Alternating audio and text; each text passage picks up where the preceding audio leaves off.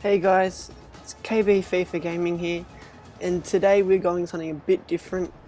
I have just downloaded the 2014 FIFA World Cup demo on the PlayStation 3, and I will be going through its details and how the gameplay is and how the game plays and whether I like it or not so far. So as you can see, there are only a few teams that are available to choose in the demo. It includes Brazil, England, Mexico, America, Ivory Coast, New Zealand, Australia and Japan. There is at least one team representing each continent, as why they've chosen New Zealand for Oceania, I believe. And as you can see, they have included the official 2014 World Cup kits as well as a normal home and away. For Brazil, looking pretty good kits there. Only the home has been included for England. And you have a look at this detail here. Just as we go over on the land of Brazil to the Estadio de Maracana for the game, and you have a look at some more details. As you can see here, it's been shown that you have a glimpse from outside the stadium, a bird's eye view coming over the top of the stadium, looking inside, army of green and gold, outpowering the army of the red and white, Brazil over England at the Estadio de Maracana. You see the fans are really pumped up for this game. Another good feature that they brought back from the 2010 FIFA World Cup is that the managers are in game. You see Scolari there meeting Hodgson and shaking hands. And you see the Brazilian national team responding to an anthem there. Some very good details on the player faces. Again, the fans getting really pumped up for this affair here. A really good crowd detail there. Not as good as the players though. They've really improved from FIFA 14, I reckon. Only a few months have passed, but you look at the details on the players and they look excellent, especially Gerrard. Look at that, how clear it is. Also, another good detail just there. The fans watching from outside the stadium on the big massive TV plasma screen from outside. Good detail to put in there. And this is the first game that I did play in the demo, and I can truly say that I was impressed to some point. It feels somewhat similar to FIFA 14, but some aspects of it are feeling a lot different and improved. For example, corners in this game are not as overpowered as they are in FIFA 14. No way close enough to how overpowered they are. I had only one corner in this match, which is not scored, but I've been hearing a lot of people been playing and not going in on corners. And as you see that, we nearly suffer an early goal. Bit of turmoil early there. Also, I feel in this game, passing is very, very important.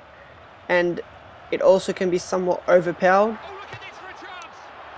Finesse shots seem tuned down a bit, as you saw from that example from Fred's shot. It's pretty poor inside the box and missed by a few. But back onto what I was talking about the passing aspect of the game. It feels a lot,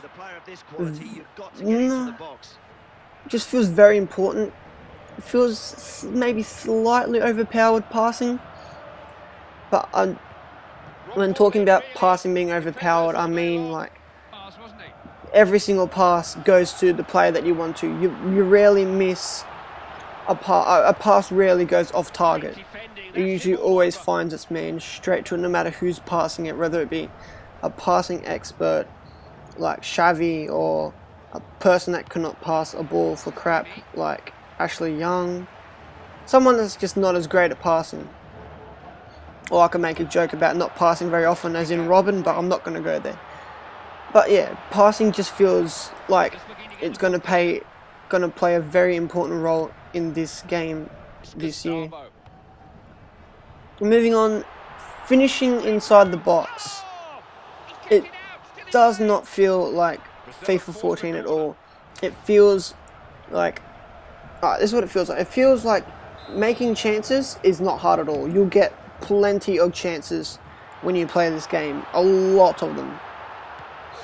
Finishing the chances is what feels a bit more harder in this game than it was in FIFA 14. Like some shots, you'll see that shot that he got from Oscar from outside the box, it was a finesse shot. FIFA 14, it may have got on target. In this, it just goes well wide. Long shots as well. Tried their one with Fred, and Joe Hart saved it relatively easy. It didn't look like there was a lot of movement in the air when that shot was taken. More or less looked like it travelled pretty fair straight to the player.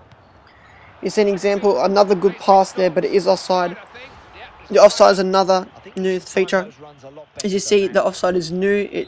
The line going down in the line of defence, showing the player's offside in the shaded section, which is a lot easier and clearer to see than it was in FIFA 14 when it's just two lines. That is a lot clearer to see, and that's a good feature. Small minor feature they've added, but it's a good feature that they have decided to add. Also crossing, as you saw there from Hulk. He has 2-star weak foot and half the bar was powered up. FIFA 14, that cross would have made it well into their box and possibly could have found someone on the top of the head and made it into the back of the net. This game, 2-star weak foot, half a bar crossing, terrible. It's going to be a terrible pass, and rightfully it should be. Because if FIFA, like they said recently, want to reflect the game to be more like real life situations, if a person like Hulk, if you watch him in real life, he doesn't like using his right foot at all. So if he decides to try to float the ball in with his right foot from the edge of the area, it's not going to be a good pass at all. So they've done well by changing that up a bit. You see the corner, another corner, Neymar manages to get his head onto it.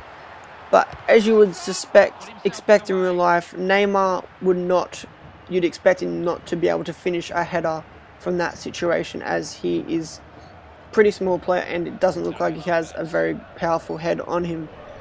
So it's reflecting well so far in the in-game experience. But passing as well, just look at all these passes going straight on target. Overpowered they could be. And again, finishing in the area. I just can't get the final shot off.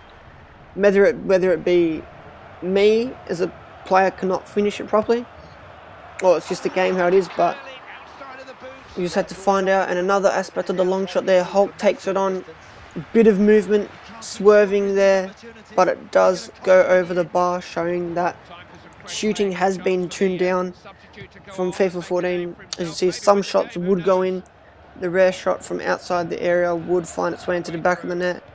Doesn't look like it's that way in this game. But as you look again, look at that passing.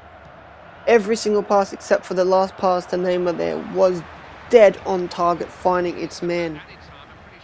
Again, look at that, straight through the defense to Hulk. Hulk finds Fred again, but Fred's volley, and it is his weak foot and it rightfully goes wide. So it brings the end to the game, and as you see here, we will go straight to the penalty shootout. And Neymar steps up first for us for the penalty shootout. And Neymar manages to get it past Joe Hart.